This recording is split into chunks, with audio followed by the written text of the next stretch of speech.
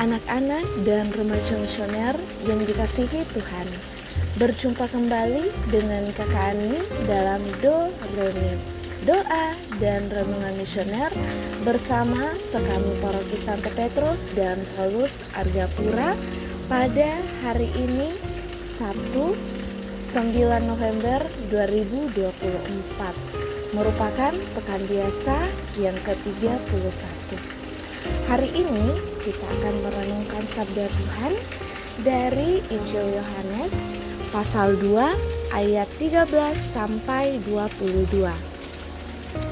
Sebelum kita membaca dan merenungkan sabda Tuhan, marilah kita menandai diri kita dengan tanda kemenangan Kristus dan berdoa. Dalam nama Bapa dan Putra dan Roh Kudus. Amin. Allah Bapa yang Maha Baik, segala puji syukur kami haturkan ke hadapan hadirat-Mu atas segala penyertaan-Mu kepada kami anak-anak-Mu. Di mana nyata Bapa, Engkau telah menyertai kami sepanjang istirahat kami malam tadi hingga kami dapat bangun di pagi ini, di hari yang baru ini. Terima kasih untuk nafas kehidupan yang masih Engkau berikan kepada kami. Kini ya Bapa, kami akan membaca dan merenungkan sabda-Mu.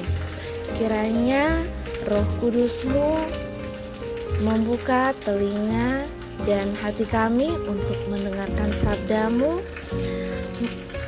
menerangi budi dan hati kami untuk memahami sabda-Mu, dan semoga Engkau menjernihkan hasrat dan jiwa kami untuk meresapkan sabda-Mu. Doronglah kehendak dan tekad kami untuk mengamalkan sabda-Mu dalam hidup dan perutusan kami sehari-hari. Demi Kristus Tuhan kami. Amin. Semoga Tuhan beserta kita. Inilah Injil Yesus Kristus menurut Yohanes.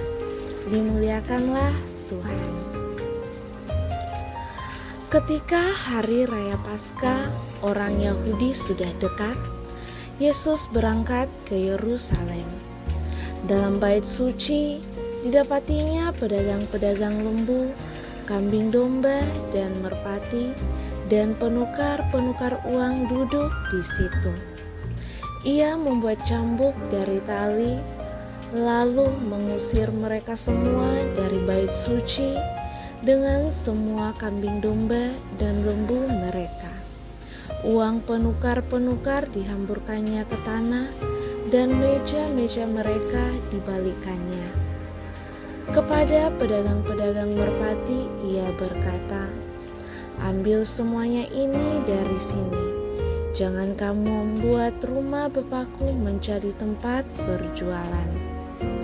Maka teringatlah murid-muridnya bahwa ada tertulis, "Cinta untuk rumahmu menghanguskan aku." Orang-orang Yahudi menantang Yesus, katanya, "Tanda apakah dapat Engkau tunjukkan kepada kami bahwa Engkau berhak bertindak demikian?" Jawab Yesus kepada mereka, "Rombak bait Allah ini, dan dalam 3 hari aku akan mendirikannya." Lalu kata orang Yahudi kepadanya, 46 tahun orang mendirikan bait Allah ini, dan engkau dapat membangunnya dalam 3 hari? Tetapi yang dimaksudkannya dengan bait Allah ialah tubuhnya sendiri. Kemudian sesudah ia bangkit dari antara orang mati, barulah teringat oleh murid-muridnya bahwa hal itu telah dikatakannya, dan mereka pun percayalah akan kitab suci dan akan perkataan yang telah diucapkan Yesus. Demikianlah sabda Tuhan. Terpujilah Kristus. Anak-anak dan remaja misioner yang dikasihi Tuhan, kedatangan para peziarah Yahudi dari seluruh Israel menjelang Paskah meningkatkan keramaian perdagangan hewan kurban di sekitar bait Allah. Kegiatan bisnis yang terjadi di serambi orang-orang bukan Yahudi ini membuat Yesus terganggu. Dengan menjalankan kegiatan bisnis di halaman Bait Allah, mereka mengubah fungsi tempat itu dari rumah doa menjadi pasar. Yesus benar-benar marah karenanya. Maka dia membuat cambuk untuk mengusir para pedagang beserta hewan-hewan mereka. Dia juga menjungkir balikkan meja para penukar uang. Yesus menjelaskan motivasi tindakannya kepada para pedagang. Sangat jelas dikatakan olehnya, "Jangan kamu membuat rumah Bapakku menjadi tempat berjualan." Yesus bertindak sebagai sang anak yang ingin mengembalikan rumah Bapaknya pada fungsi yang semestinya. Rumah Bapaknya tidak boleh diselewengkan dengan menjadikannya sebagai tempat berjualan. Ketika hal yang tidak diinginkan terjadi, Yesus bertindak sebagai anak yang tersulut oleh cinta akan rumah Bapaknya yang telah disalahgunakan oleh para pedagang. Bait Allah adalah tempat yang suci dan sakral untuk beribadah dan berdoa. Adik-adik dan remaja misioner yang dikasihi Tuhan, melalui bacaan Injil hari ini, kita diajak untuk bertanya pada diri kita sendiri. Apakah kita menghormati kesucian gereja tempat kita beribadah?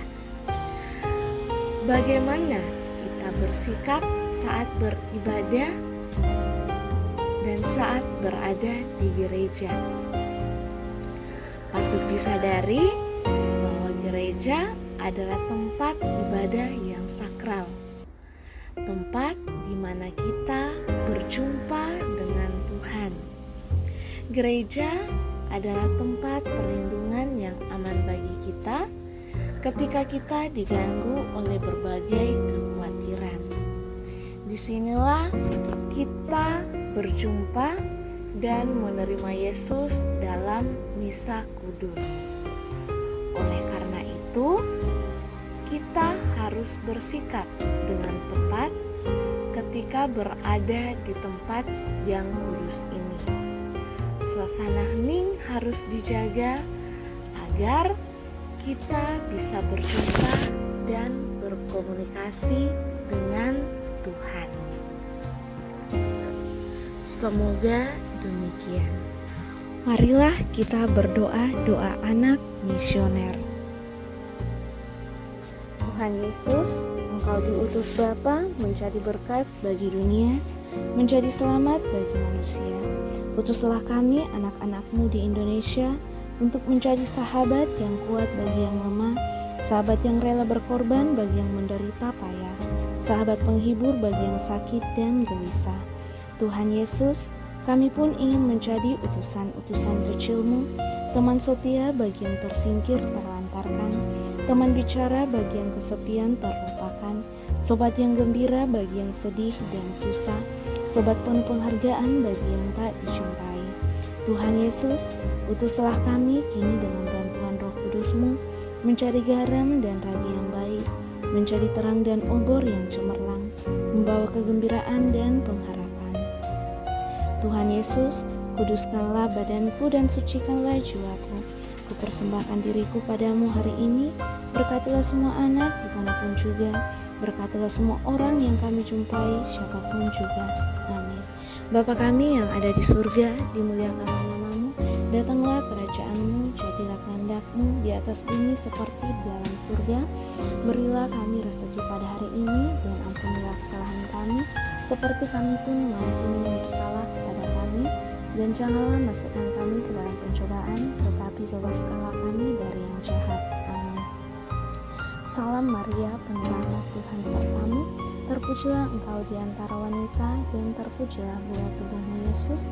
Santa Maria Bunda Allah, doakanlah kami yang berdosa ini sekarang dan waktu kami mati. Amin.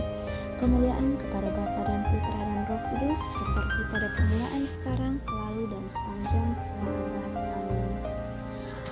Anak-anak dan remaja misioner yang dikasihi Tuhan, semoga sepanjang hari ini kita selalu dijaga, dibimbing, dan disertai oleh Allah yang Maha Kuasa, dalam nama Bapa dan Putra dan Roh Kudus. Amin.